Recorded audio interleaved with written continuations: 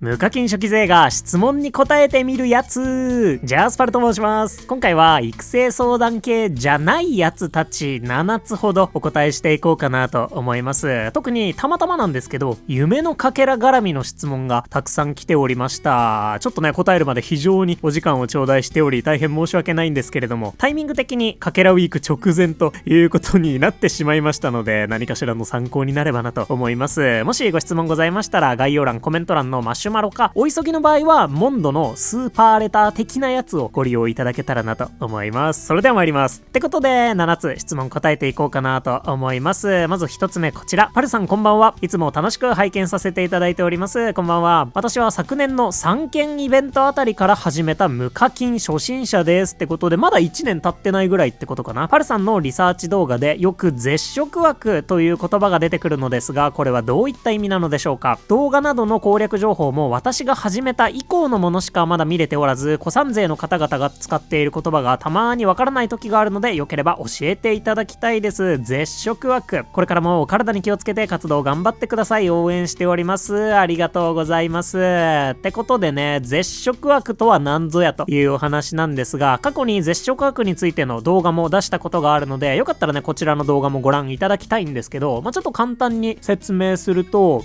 じゃあ1億眠気パワーのリサーチがあったとしましょう。1億で、1億あると全フィールドでポケモンが8体出現してくれるはずなので、じゃあアンバー渓谷で1億リサーチ、ポケモン8体リサーチになってますってなると、まず1体目のポケモンが抽選されるのって、多分その今ね解禁されている寝顔の中から 1億以内で使える寝顔が全部抽選されているらしいと。で、じゃあ例えばビブラーバの星3寝顔が確かね9000万眠気パワーぐらい使ってたと思うので、仮に9000万として1匹目ビブラーバ星3でした。残り1000万になりましたと。で、2体目にじゃあこれも1000万使うポケモンとしよう。誰だろうね1000万使えるポケモン。ネイティオの星1寝顔が1000万ぐらい使わないかな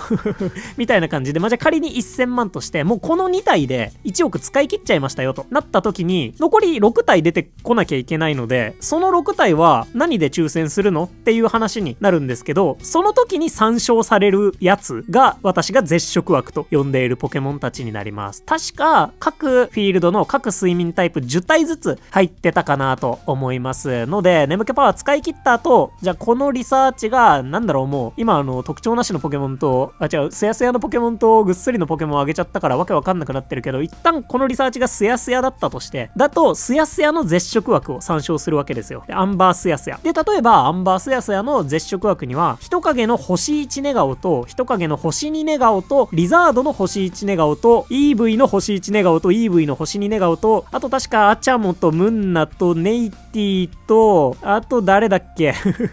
みたいなポケモンたちが入ってるので、そのね10枠の中に人影の寝顔が2つ、 EV の寝顔が2つ入ってるので、アンバースヤスヤでは EV と人影が最も見かけるポケモンになるんじゃないかなみたいな。ってことは厳選しやすいし飴も集まりやすいよねみたいな、なんかそっから派生してまたいろいろと考えていけるみたいな感じねえ、これで伝わってるかは果たしてなんですけど、今の雰囲気をなんとなく思い浮かべた状態で絶食枠の動画見ていただけるとよりわかるんじゃないかなと思うので、ぜひともねそちらもご覧いただけますと幸いです。確かね現時点での全フィールド分ちょこっと触れてたかなと思います。で、この絶食枠も今観測されているのがそうっていうだけで、今後ね変わってっちゃうかもしれないので、そこだけちょっとねご承知おきいただけたらなと思います。そんな感じですということでご質問ありがとうございました。またね他にポケモンスリープゲーム内で全然説明されてない用語とかを使ってることもねいっぱいあるかなと思うので、わからないものあったら何でもご質問ください。ありがとうございました。お次、パルさんこんにちは。こんにちは。初期勢ですが、最近ポケスリの攻略をちゃんと見始めました。初期勢もう3年近くなるね夢のかけらが足りない日々です。鍋拡張終わってなかったり、レベル60の子が 2,3 体だったり、週末備蓄をしていなかったりなど、いろいろ心当たりがあるのですが、パルさんの夢のかけらの稼ぎ方を教えてほしいです。アバウトな質問ですがお答えいただけると助かります。ってことで、夢のかけらの稼ぎ方ね、だいぶガバガバなんだよね一応私サブアカウント、2アカウントやってるんですけど、サブアカウントではマルノームのスキルレベル8の子がいて、メインアカウントはなんだかんだあってムシャーナのスキルレベル8の子がいるので、実はね夢のかけらゲットのポケモンを2体所持してはいるんですけど、かけらね稼ぎ方というよりは節約の方に重きを置いてるかもしんない。あんまりね最近それこそマルノームもねそんなめちゃめちゃ出してるってわけじゃないんだよね。最近ずっとアンバー渓谷にいるので、マルノーム毒タイプ木の実一致でもあるので比較的出しやすくはあるんだけど、なんだかんだねイベントの準備とかしてたりとかするとそんなに編成する機会が得られず、さすがに次のね夢のかけらウィークではそれなりに最序盤から出していこうと思ってはいるし、そのための準備を進めてはいるんだけど、なので結構ね節約の方に重きを置いてる可能性がありますでこれは良くも悪くも厳選運がないという話でもあるんだけど、やっぱね多分ね育成するポケモンをかなり絞ってると思う思うなんだよね。これ問題があるとすると、私結構そのアメブーストとかもめちゃくちゃやるからさねえ、なんだっけ、一昨年のアメブーストのタイミングとかはメタモンを100万かけらぐらい使って育てたりとか、スイくんをめちゃくちゃ育てたりとか、結構、そんなに計画性なくアメブーストごっつりいくし、その私レベル60とかまでね全然アメブーストしちゃうんだよね。そのレベル55で止めといた方がいいとか、59から内部的にはかけらの使用量爆上がりするから58のレベルアップする寸前まで上げた方がいいとか、その効率のいいアメブーストのやつとかあるじゃないですか。そういうのねもうガン無視で、いや60に上げて第3食材解放したいから60まで上げるわみたいな、かなりね効率無視でアメブーストしちゃうから、やっぱね育てるポケモンを相当絞ってる説がありますあとはやっぱり毎週なるべくいい感じにエナジーを稼ぐのと、余裕があれば夢のかけらゲットのポケモンたちを差し込むかな。やっぱ余裕があればねなるべく出すようにはしてますね。なんならねマルノーム今レベル58かな、57か8なんですけど、レベル60のキノコ2個解放したいなという思いもあり、結構ね一緒に寝てますでポケモンを育成するためのかけらを集めたいのに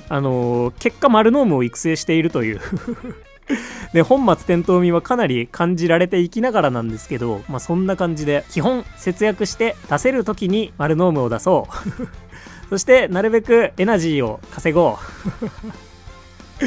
何の面白みもない回答なんですけど、普段やってることというとそんな感じですので、これが何かの参考になればなと思いますね。アメブーストねめちゃめちゃしてはいるんだよね本当にそんな感じでちょっと私もね非常にアバウトな回答になってしまったんですけれども、何かの参考になったらなと思いますご質問ありがとうございました。全然なんかちゃんとした回答になってない気はするな。お次参ります。パルさんはレベル75のサブスキルは見てますか？最近捕まえたデデンネがスピ特化なのにスキル確率 M が75解放で育成5するか悩んでます。悩ましいねそれ。まずね75のサブスキルを見てますかに関してはほぼ見てないですほぼ見てないね。そもそもね75まで育てることを今あんまり考慮できてないので、唯一75まで育てるつもりで育成してるのがオーダイル。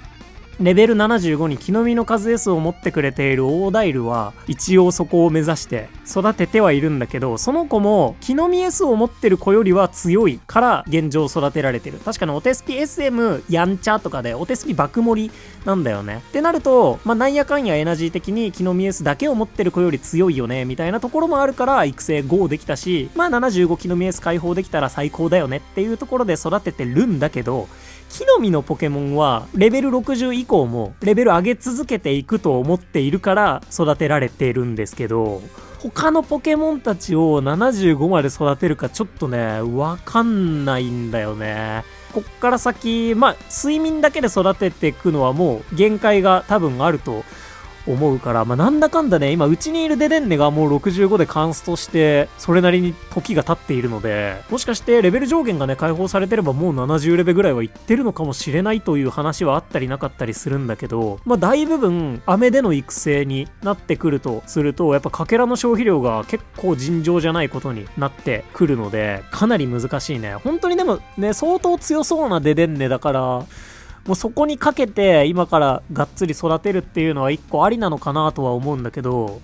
レベル75サブスキルはね、全く見てない今のところ。本当にそういう、たまたま現状も強くて木の実得意だから75まで育てる可能性あるよねで見てるんだけど、なんかね、今後、それこそレベル75で、食材のポケモンの拾ってくる食材の数がプラス1個になるボーナスがつきますとか、なんかあればね、また、木の実得意以外も育てるモチベーションにはなりそうではあるが、むずいね、これね。本当にむずい。一応今、レベル65までいってるポケモンが、メインアカウントのデデンネとサブアカのプクリン。サブアカはヒーラーがプクリン1体しかいないし、元気回復量ダウン性格ということで、プクリン自体を回復させるためにかなりね、一緒に寝なきゃいけないということもあって、その2体は気づいたらもう65に到達して久しいという感じにはなってますが、メインアカウントのサーナイトは今レベル64かなで止まってて、もう一体ね、クレセリアという元気を回復できるポケモンが来ちゃったのと、後からパーモットを育てるなどしたので、結局64で止まってて65までも行ってないみたいな感じになってるので、本当に毎日レベルで一緒に寝てる子は、実は気づいたら75、意外と行くよねっていうのは大いにあるかなと思うんですけど、いや本当にむずいね。デデンネね、別に最大所持数の多いポケモンでもないので、一緒に寝ててスピード特化の子が強いかと言われるとかなり怪しいし、でもね、毎年ホリデー玉ざらしを頑張って厳選し続けるのもあんまり現実的じゃないと思うので、腹決めてもいいのかなという気は一個しますが、めっちゃむずいね。めっちゃむずいし、今後私がまたそのレベル75サブスキル見ることがあるとしたら、やっぱ木の実ポケモンにはなりそうだね。それ以外のポケモンはやっぱそこまでのサブスキルで見るかも。で、特にうちポケモンボックスを拡張してない80のままプレイしてるから、今の時点でゲットして即座にこの子を育てるかどうかの判断を迫られちゃうので、75が強いけどみたいな子はもういないんだよね、手元に。というのもあり、75サブスキルは見てないけど、ワンチャンデデンネは育つかも。デデンネならワンチャン育つかもと思わせてはもらえるかなと思いましたっていうすっごいふわっとした回答なんですけれども、いかがでしょうか。ご質問ありがとうございました。ちょっとこれはね、見てる人たちもコメントで聞きたいポイントだな。レベル75サブスキルって皆さん見てますか？特に無課金の人いたらね、教えてほしいなと思うんだけど、逆にあれか、課金してる人でも見てる人いますかね？ちょっとそこはね、教えていただきたいなと思いますね。そんな感じでご質問ありがとうございました。お次、はじめまして。いつも動画見てます。ありがとう。はじめまして。食材得意の子についてですが、食材確率もりもりでお手母がない子と、食 M お手母だけの子はどちらの子が長い間使いやすいですかね？個人的には前者の子が嬉しいですけど、食材確率もりもりの子の方が嬉しいですが、X などではお手母付きの方が人気のイメージです。ほー、食材確率もりもりか食 M お手母の子、どちらの方が長い間使いやすいか。そうだね、これめちゃくちゃ難しい話だなと思っていて、そもそも選べないそもそも選べる状況にないというのは一個あるんだけどね、食 M お手母の子が、例えばね、じゃあ今かぼちゃの子を探してます。食 M お手母の子 AAA 来ました。もう即育成なので、なんなら AA 食 M お手母でも即育成になっちゃうし、食 MS おっとりです。AA ないし AAA です。即育成ってなるのでどちらにせよ私は採用なので、どちらかを選ぶということはね、まずないんだけど、いやー、むずいな。食材確率もりもりの子、長い間使いやすいか。長い間使いやすいの、なんとなくね、今パッとの印象なんだけど、食材確率もりもりなんじゃないかな。前者の子の方が長い間は活躍する気がする。ただお手母がある子とかの方が長い間育成してたり編成しやすいってことなんじゃないかなってちょっと思うとりますやっぱその食材確率もりもりの子ってその瞬間で仕事をしてもらえる能力が高いので、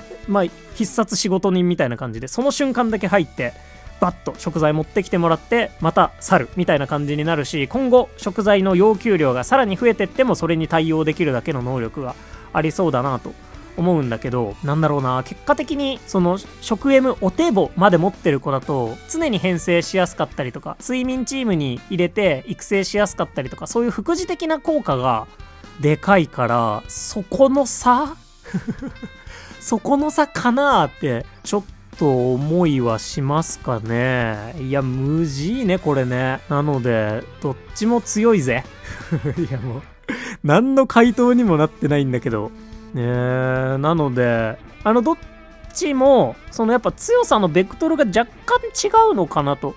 思ってて、私ね全然関係ない話なのかもしれないんだけど、最近睡眠 EXP ボーナスと食事 L とか思ってる食材のポケモン使いやすいなーってすごい思ってるんですよね。その睡眠する時だけパーティーに入れてて食材をゴリゴリ持ってきてくれる子って結構重宝するなーと感じていて、私所持 L の食材のポケモンをかなり多く育成してたりはするんですけど、一括のね睡眠時間が長いからではあるんですけど、なんかそういう育成しやすさと強さってまた別だよねっていうのはちょっと思ってて、でそういう育成しやすい食材の子とかって本当に毎日例えばじゃあ一緒に寝てるだけでなんだかんだ溜まってくんだよね食材が。特に今かぼちゃとかアボカドって使わない週があったりするので、そういう時も育成と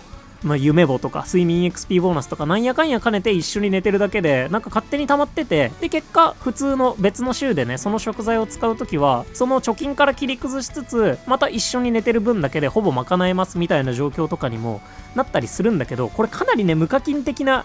感覚ではあると思うんだよね。その週その瞬間に食材を集められる子の方がいいというパターンも大いに考えられるので、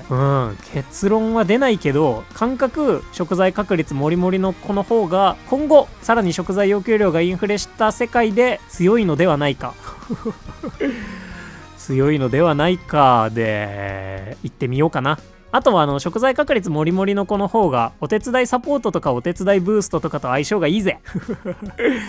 とかなので、結局他のポケモンとご自身のプレイ環境によるかもしれない。今回もまるで答えにならない答えでお茶を濁しながら終えようかなと思います。ぜひこれも皆さんのねコメントをお教えいただけますと幸いです。どっちも強いぜご質問ありがとうございました。さあ逃げるように次の、質問行ってみたいなと思います。お次5日の動画を見て質問してみたいといても立ってもいられず来ました。これ5日はね多分2月だね。1ヶ月以上経ってしまいました。大変申し訳ない。無課金初期税でいつも参考にさせてもらってます。初期税の方こんにちは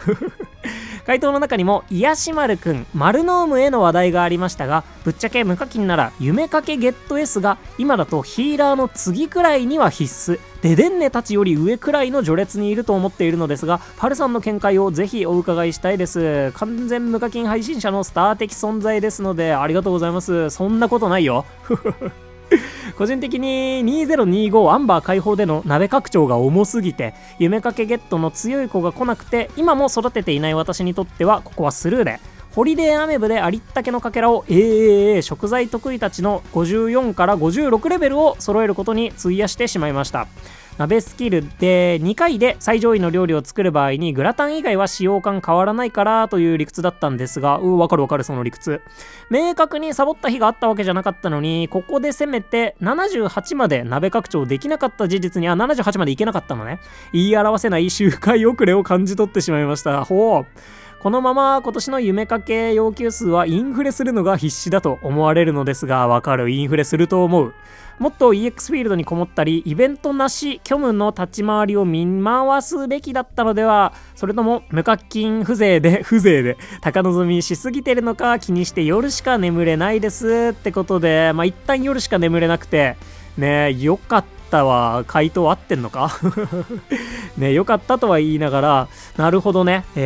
つまり、質問を簡単にまとめると、そう、夢のかけらゲット S 育てた方がいいんじゃねっていうことかなだと思うので、ないしはあれか、今後の立ち回りを見直した方がいいかの2つになるかな。夢のかけらゲット S ね。ここむずいね。さっきのね、かけらなくて鍋拡張終わってないですの人に対する回答もそうだったんだけど、私ね、夢のかけらゲット S のポケモンそんなに編成できてないから、言うてもね、もう1年、2年ぐらい編成してる丸ノーム。それぐらいの期間になってくると、さすがにバカにならないかけら量は稼いでくれてるとは思うんだけど、とはいえ、どっかの動画でね、丸ノームの年間試算、夢のかけらの試算年間120万かけらみたいな動画を出したことがあるんですけど、言うてもそんなもんなのよ。それなりに毎日編成してるわけじゃないんだけど、なんか適度に入れられるタイミングで入れててとか、かけらゲットウィークとかホリデーとかでも編成してて、なんだかんだ、ざっくり100万から150万の間ぐらいじゃねみたいな、なんかそんな感じの動画だったような気がするんですけど言うても鍋78から81に上げられるぐらいのかけら量しか、稼がないっていうとあまりにも語弊があるんだけど、なのでやっぱリサーチのかけらがなんだかんだ塵も積もってでかくなってるような気はしてるので、ヒーラーの次ぐらいに必須かと言われると、いや無事な、かなり怪しいなと思ってるんだけど、最近ね動画で各フィールドのゲット優先度ティアみたいな動画を作ってて、その中で後発から始めた人は夢のかけらがめちゃくちゃきついっていう、そりゃそうだよね。期間が全然もう3年に迫ろうかというぐらいプレイしてる人間と、半年です1年ですの人のかけら量が全然違うのはそりゃそうだよなと思うんだけど、っていう短スパンでの話になってくると、やっぱり夢のかけらゲット必要だろうなとは思うから、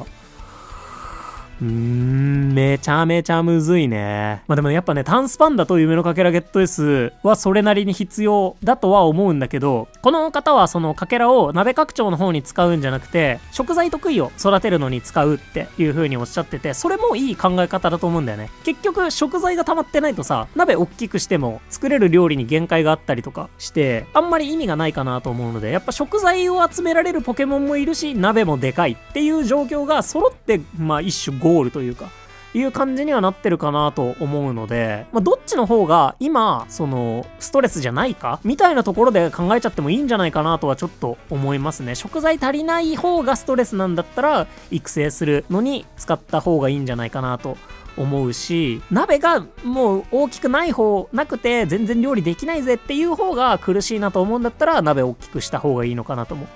思うし、みたいな。でも実際どうなんだろうね。結局その鍋を大きくした上で、その月曜日火曜日とかでも強い料理作れるとかであれば、鍋を大きくする方がいいのかな、派閥かな。その備蓄プラスアルファで月火ぐらいまではガッとエナジーを稼げるようにしてくれるっていうのが私でかい料理の強みだと思ってるので、スタートダッシュで強いっていうのがでかい料理の強さだと思ってるので、そこ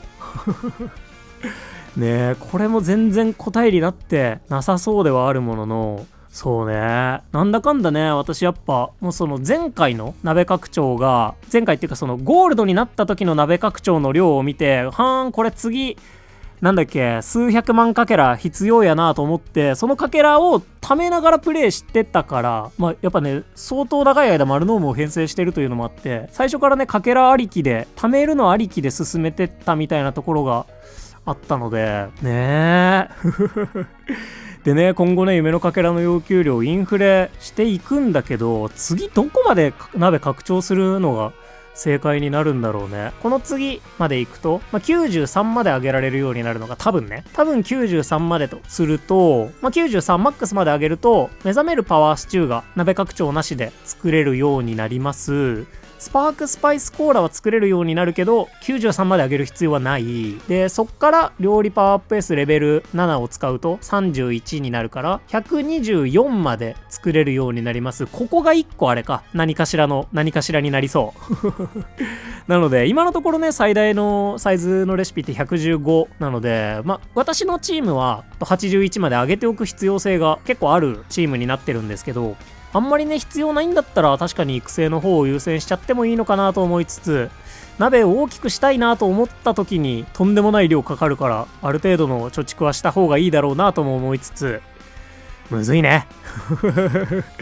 これはね、難しすぎて夜しか眠れないというのもわかるそんなわけで、夢のかけらゲットです。いや、むずいな、マジで。重要ではあると思う。特に後発でプレイされてる方とか、短期間でかけらを集めたい方にとっては、間違いなく重要ではあると思います。かけらゲット S。どのくらい重要かはね、ちょっと諸説ありすぎてるかな。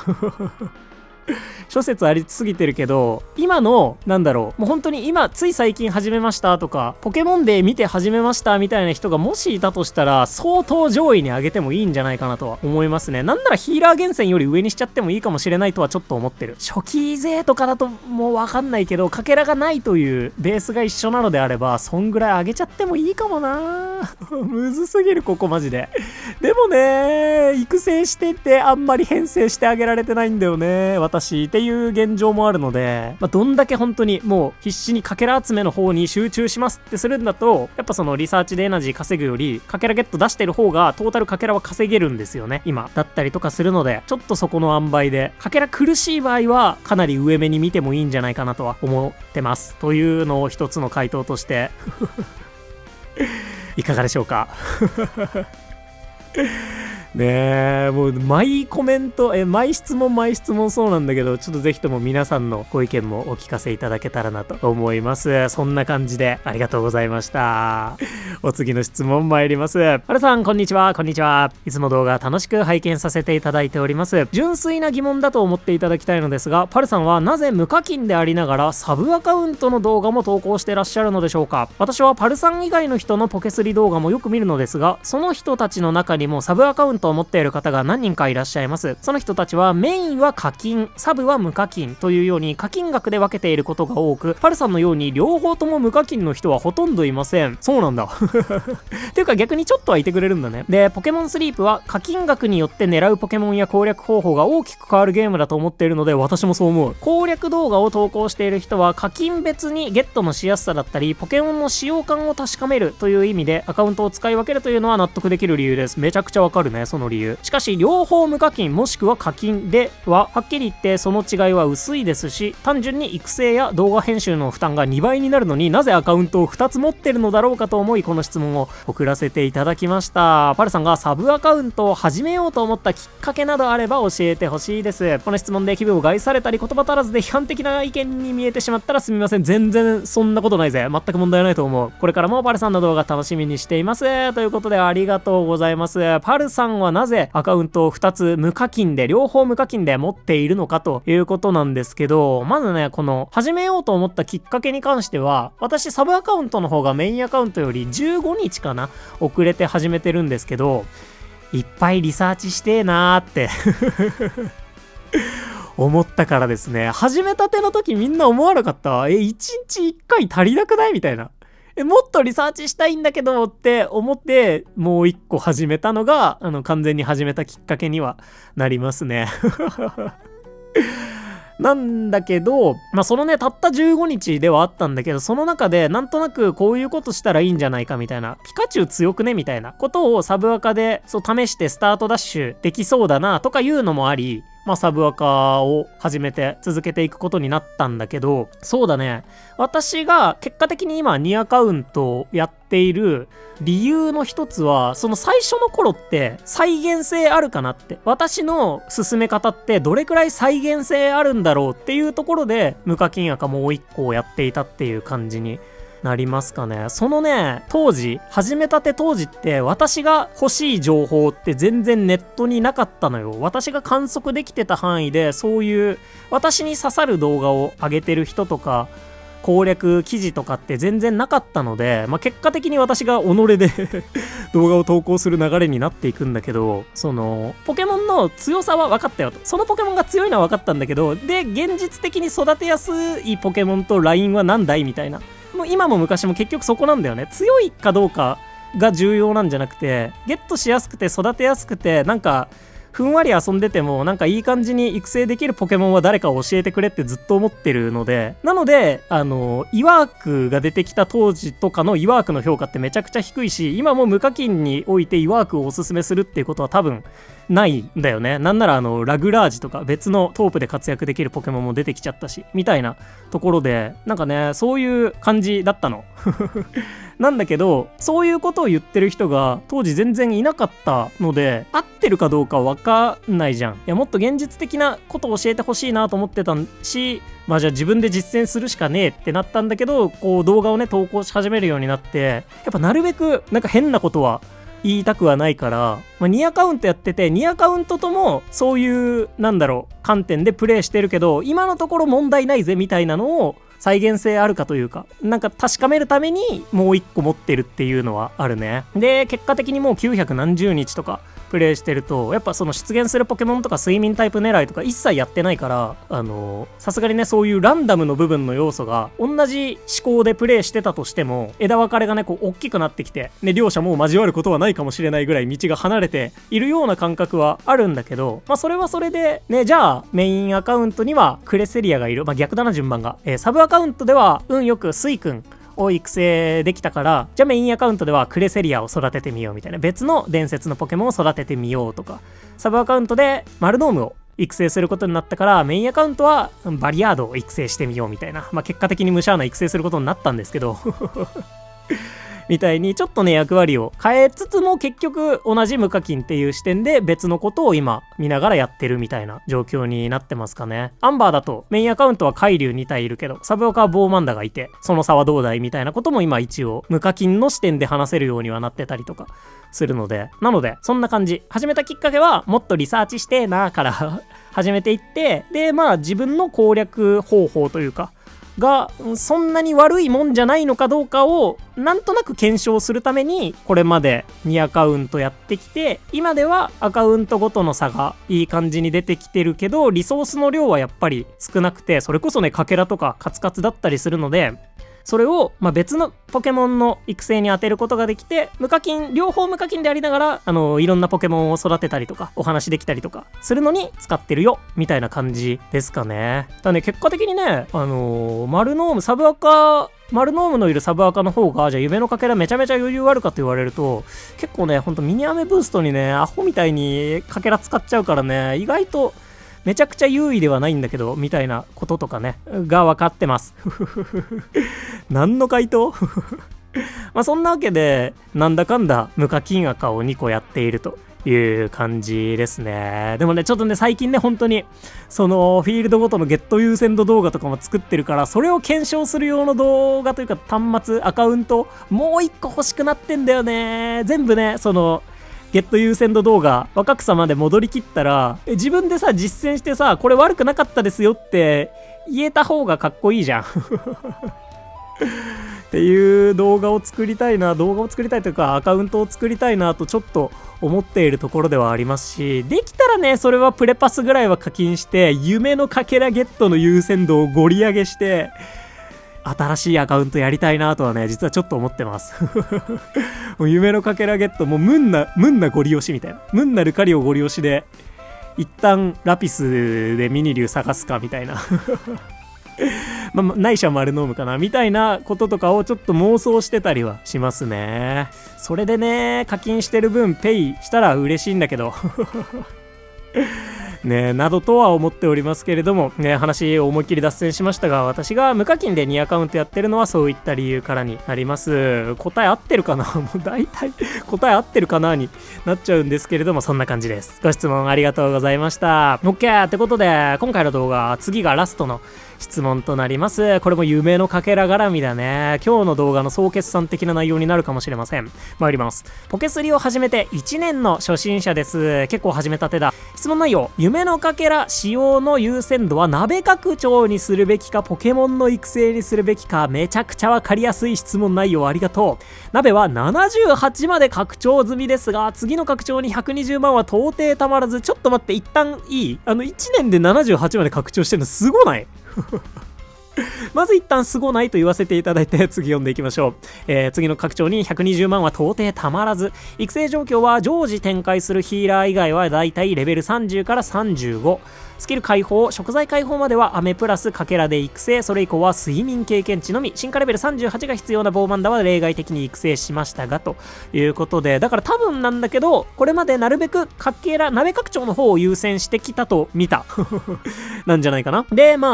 いろんな食材のポケモンとかを育てるのに一旦レベル30にしてるよみたいな感じとお見受けした。で、下記のように考えていますが、ご指摘いただけますと幸いです。鍋拡張優先であれば雨吹けイベプラスミッション時に育成する程度にとどめかけらを貯める。育成優先であればデデンネジバコイルのスキル系やレベル50や食材系をレベル60にする。そうだね。OK、まず鍋拡張にすべきかポケモンの育成にすべきかという話なんだけど、これもあれだね。拡張した結果でかい料理が作れるかどうかが一番大事なのかなとは現状思ってはいます。そうね。私のサブアカウントマルノームがいる方ねは謎に本当に全然そんなことする必要のない縛りなんだけど、鍋拡張のポケモンに金種入れずにプレイしてどんだけやれるのかを試し続けてるんですよね。なので金種入れてないんですけど、ジバコイル2体いたりとか、マスカーニャ4体いたりとか、レントラー2体いたりとか、ボーマンダいたりとか、ブースターいたりとか、鍋拡張ポケモンめちゃくちゃいるんですねそれで重ねがけすることでなんとか料理を作っていくという変なプレイスタイルをしているんですけど、例えばボーマンダがいるときに鍋81まであると1回ねスキル発動してくれれば目覚めるパワーシチューが作れますよとか、2回発動してくれれば105まで行くので若漏れチップス作れますよとか、なんだっけサラダのリンゴ酸ヨーグルトサラダ作れますよとかがあるので81にするのが大事なんですよね。あとスキルレベルアップ M を持ったジバコイルレベル5の子がいるんですけど、その子が22増やせるので、その子とボーマンダとかで22プラス12になると34増やすことができて115になるので、新緑アボカドグラタンだったり蜜集めチョコワッフルが作れるみたいに81まで上げる明確な理由があるので、81まで上げることに何の問題もないというか、上げた方がいいなと思って上げてるんですけど、メインアカウントはスキルレベル7のブースターがいてくれてるので、結局81まで上げる理由ってあんまりないんですよね。とはいえマスカーニャもレントラーも育成してるので助けてもらえる瞬間っていうのはあるんですけど、ベースやっぱブースターの鍋拡張があればほぼほぼ事足りるので、結局でそういうね、そのメインアカウントみたいにもういい鍋拡張担当がいますよと、その子がいればあんまり状況変わんないですっていう状況だったら食材が集められるかどうかの方が大事になるんじゃないかなとは思ったりしますね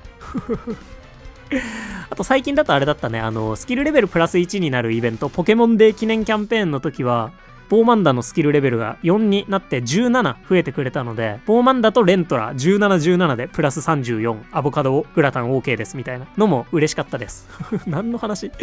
とかなんですけど、で待ってね、下記のように考えていますがのところをちょっと読んでいきましょうね。鍋拡張優先であれば雨吹けイベプラスミッション時に育成する程度にとどめかけらを貯める。育成優先であればデデジバコのスキル系をレベル50や食材系をレベル60にするとのことなんだけど、これもう完全に私の感覚の話をしちゃうんだけど、でさっきのねデデンネレベル75もそうなんだけど、デデンネとかジバコイルとかって私は結構育成しやすい寄りのポケモンなんじゃないかなとちょっと思っていて、そんなこと言いながらうちのジバコイルレベル50にもなってないんだけど50サブスキルがそんなに必要じゃなかったからではあるんだけど、なので意外とデデンネジバコイルとかは普段から入れてれば結構レベル上がってく気はしてて、むしろ育成優先であればアメブをした方がいいと思うアメブを使った方がいいんじゃないかなとは思ってまして、アメブするならスキル系じゃなくて食材系のポケモンをやった方がいいんじゃないかなと思うところはあり、鍋拡張優先であればミッション時に育成する程度にとどめ。鍋拡張優先だとどうなりますかわかんない。これアメブ系イベが何のことを指してるならアメブーストそのものを指してはないんだよね、きっとね。だから結構見当違いなことを言ってる可能性は大いにありそうだなと思うのをちょっと一旦ここで謝罪しつつ、ミッション時にあれかな、ダイヤミッションとかになんのかな、ダイヤ飴281個ミッションみたいな、そういうののことを言ってるかな。かけらを貯める。かけらは常に貯めよう。だからそれこそ鍋拡張優先であれば、もう育成ビタ止め。私極端なんだよね、多分ね。私鍋拡張優先するんだと結構育成ビタ止めにしちゃうかも。アメブもほぼやらないとか、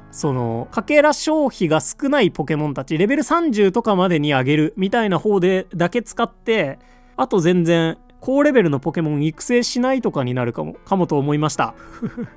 そして育成優先であればデデンデジバコイルたちみたいな子は育てやすいと勝手に思ってるんですけど、これはあまりにも諸説あるポイントなので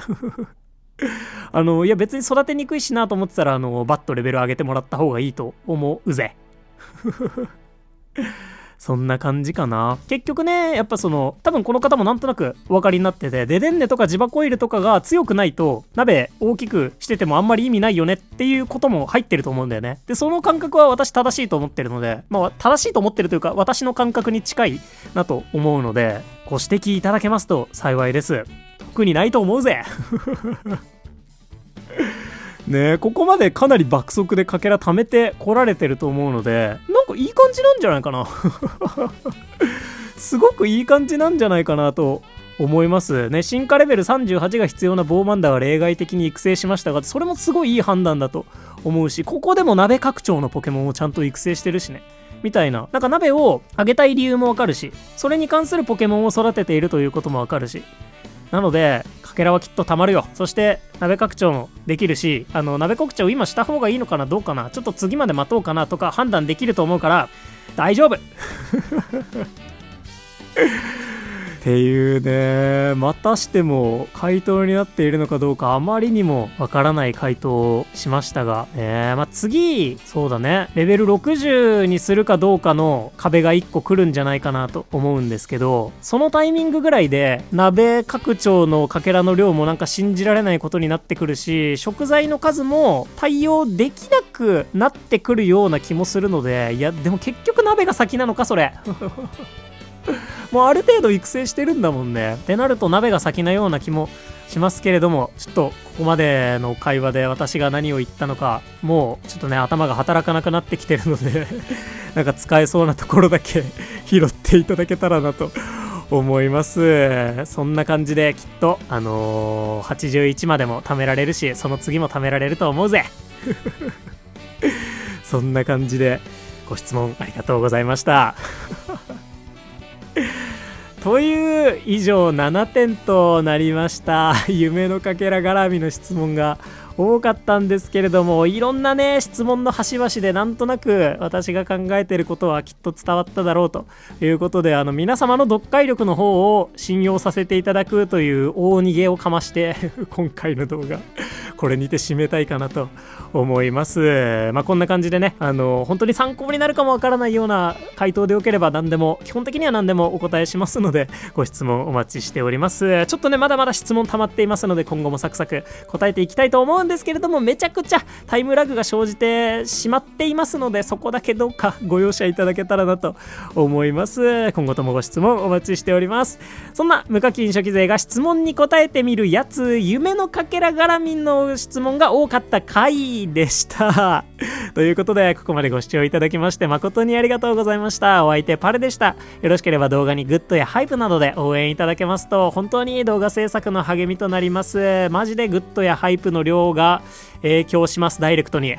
本当にいつもたくさんの応援ありがとうございます。それではね、かけら絡み今後さらにね厳しい状況に置かれてるんじゃないかなと、置かれていくんじゃないかなとは思うんですけれどもね、どっかでねめちゃくちゃ丸ノーム編成してかけら稼いだ方がいいぜみたいになるかもしれないんで、ちょっとねこっから先と今までとでまた状況だいぶ変わりそうだなという雰囲気は感じてるので、つどつどね自分の考えに凝り固まらずにアップデートし続けて、前までこうだと思ってたけど今こうだと思ってるぜみたいな話とかもできたらなと思いますので、引き続きご愛顧いただけますと幸いです。今日も元気にいってらっしゃい。またね、バイバーイ。